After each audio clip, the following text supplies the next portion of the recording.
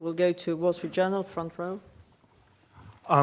Wall Street Journal, Julian Barnes. Mr. Secretary General, the Russian defense minister has said that dialogue from a position of strength is hopeless. This is something you often say, that dialogue must be built on a position of strength. What is your reaction to that comment?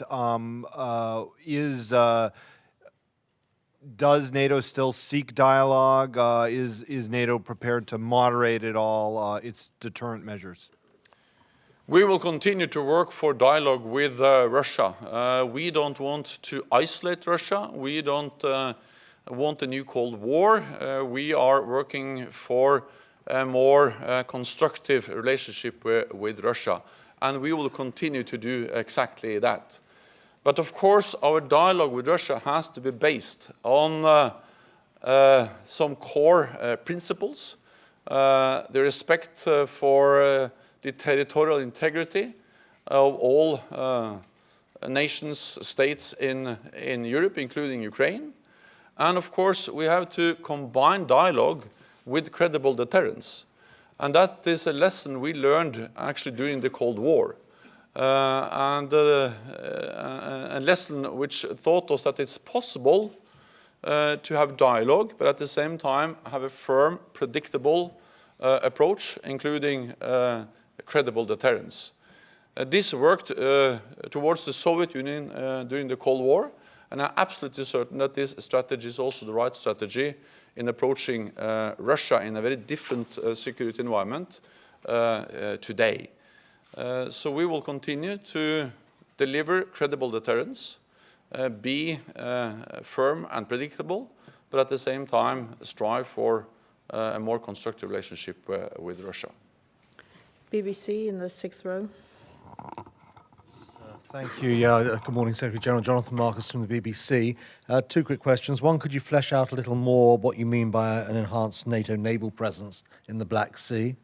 Importantly, yesterday, the new US Defense Secretary, in urging NATO allies to spend more, talked about the possibility of the US moderating its commitment to NATO if they do not follow through on spending pledges. What do you understand to mean by the United States moderating its commitment to NATO? We all heard a very firm message from Secretary Mattis yesterday about the importance of fair burden sharing in the alliance. And this is a fair and firm message from the United States. It was supported by all the allies in the meeting, because they understand that the strength of our alliance is dependent on a fair burden sharing and increased defense spending from those allies spending less than 2% today. And the firm message from Secretary Mattis reflects a political reality in the United States. And therefore, I think it is a message which is fully understood. And therefore, I welcome, for instance, the United Kingdom meeting the 2% target. I also welcome the fact that more and more allies are now increasing defense spending. And I expect, for instance, allies like Romania, like Lithuania, like Latvia, to very soon reach the 2% target. Our collective defense clause, Article 5, is unconditional. It's absolute, and it's the core of the alliance. So I think the important thing now is not to speculate on what will happen if NATO is not able to deliver on increased defense spending, but to focus on how to implement, how to deliver. And we have already started. We have turned a corner by stopping the cuts in defense spending in 2015, having a significant increase in defense spending across Europe and Canada in 2016 by close to 4% in real terms. And then we had a very fruitful and important discussion yesterday, both in the working session but also during the dinner, addressing different ways, different measures. For instance, the idea of national plans, making sure that we keep up the momentum, continue to deliver and implement the pledge we made to increase defense investments. The Black Sea is about many different elements. It's about a land element, the sea naval element, and the air element. And you asked about the naval element, and that is about our standing naval force, which will then more frequently move into the Black Sea. They will conduct exercises together with other allies and also increase our situational awareness through more naval presence. This will be coordinated, NATO allies, so it's done in a measured and well-coordinated way. Okay. Gentleman over there in the middle. Yeah. Thank you. My name is Vitaly Voronin. I'm from Russia, St. Petersburg, 5th Channel. Again, about Black Sea operations, how your decision of increasing naval forces coordinates with Montreal Doctrine, and your activities in Black Sea could be somehow limited in time or in numbers? Everything we do will be in line with our international commitments and obligations, and including also in accordance with the Montreal Convention. NATO has, several NATO allies are littoral states to the Black Sea. Turkey, Bulgaria, Romania, and we have partner countries like Ukraine and Georgia. We will have increased presence in the Black Sea, but it will be measured, it will be defensive, and it will in no way aim at provoking any conflict or escalating tensions, but it is one element in a broader adaptation of NATO defense and deterrence to a more demanding and challenging security environment, including in the Black Sea region. Rivista Italiana Difesa. Yes, actually, I want to comment on Secretary Mattis again. So he has been quite tough towards European countries, and for what concerns Italy, Secretary Mattis has appreciated the Italian role and commitment to NATO. So my question is, how will the alliance measure up the goodwill Secretary Mattis is asking for? What are the criteria in addition to the budget and of course of reversing trend? How do you assess whether a country is willing to go ahead or not? Thank you. Burden sharing is not only about spending. Burden sharing is also about contributions to NATO operations, NATO activities, NATO missions. And for instance, Italy is contributing in many different ways. Italy plays an important role in Afghanistan, being one of the lead nations there. Italy contributes to our enhanced readiness and preparedness by being responsible for one of our spearhead forces. And Italy is contributing to our presence also in the eastern part of the alliance. And not least, Italy is responsible for deploying batteries, SAM-T batteries in Turkey, which is part of our assurance measures for Turkey. So many allies are contributing in many different ways with forces, with capabilities to different NATO operations and missions. And I think that Secretary Mattis very much recognized the contributions of European allies to our shared security. Secretary Mattis expressed strong support for the alliance. He called NATO my second home. He knows NATO very well. And Secretary Mattis is really a true friend of NATO.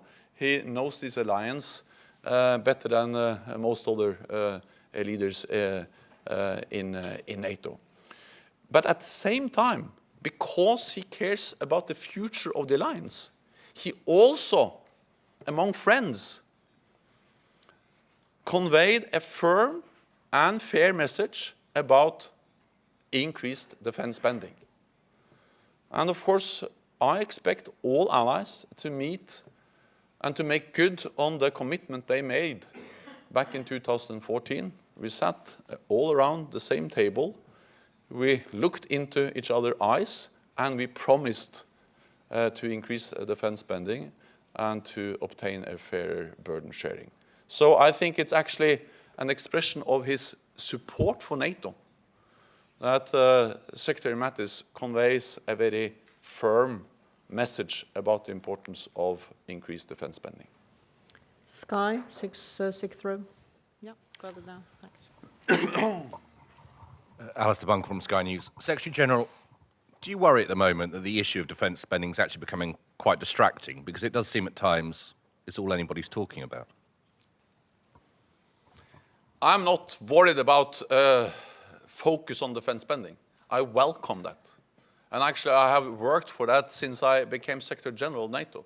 That has been my top priority in all my meetings with leaders from different allied countries in different capitals and here in Brussels. And I welcome both the very strong focus on the importance of fair burden sharing, increased defense spending. But I welcome even more the fact that NATO has started, that NATO allies have started to move in the right direction. I'm not underestimating the challenges, the hard work that lies ahead of us, but I'm inspired by the fact that after many years of decline, we were able to stop the cuts in 2015, and in 2016, we were able to have, I would call it a significant increase. There's still a very long way to go, but it is inspiring to see that allies are able to shift the trend and to move in the right direction. So I welcome the fact that there is a lot of focus, attention to defense spending, and it was welcomed in the meeting yesterday. All allies agreed that we have to deliver on what we agreed in 2014 about fair burden sharing. Unian, last question. Unian, Senko Tally. Yesterday you mentioned that ministers of defense started discussion on the idea of national plans and milestones to ensure steady progress in meeting 2% target of defense spending. In this regard, are you considering any time frame in order to prepare those national plans? And for example, do you think that those plans should be ready before NATO summit in May in order heads of states and governments should confirm then? And if I may, one more question. In all likelihood, you're going to meet with President of Ukraine, Petro Poroshenko, in Munich. What do you expect of that meeting? And what kind of progress do you expect from Ukraine to deliver in this 2017 year? Thank you very much.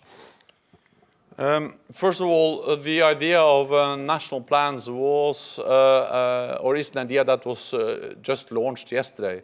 And I think it's much too early to conclude exactly what we will do, but it's one idea that has been put on the table, and now it's going to be discussed. I'm not able to tell you now whether we're going to agree and what kind of national plans that may be. But I welcome different ideas, and we should look into all of them and see if we can develop them to useful tools in making sure that we are implementing our defense investment pledge. Let me also underline that it was a strong support for the need to increase defense investments, but also a strong support from all allies that we need to focus also on output. Not only how much we spend, but how much we get out of what we are spending on defense. So there is a need for more spending, but also better spending. And one part of that is to make sure that allies are working together. We have this concept of framework nations. We have joint developments of capabilities. And actually during this meeting, many allies are signing different agreements where they agree to develop different new capabilities, for instance, air-to-air fueling, tankers, and the different other capabilities. I know that different allies are signing different kinds of agreements, and this is a way to make what we do more efficient and increase output. And I welcome that, and NATO facilitates that. I will meet Poroshenko. I meet President Poroshenko regularly. I meet him, I speak with him on phone, Last week we had the Ukrainian Prime Minister visiting the NATO and the North Atlantic Council. So we have a very close political dialogue with different political leaders in Ukraine, with the government, with the president, and NATO will continue to provide practical support, political support for Ukraine. Ukraine is a partner, and we highly value the partnership with Ukraine. That's all we have time for now, but the Secretary General will be back in a couple of hours after the NATO Georgia Commission. Thank you. Thank you.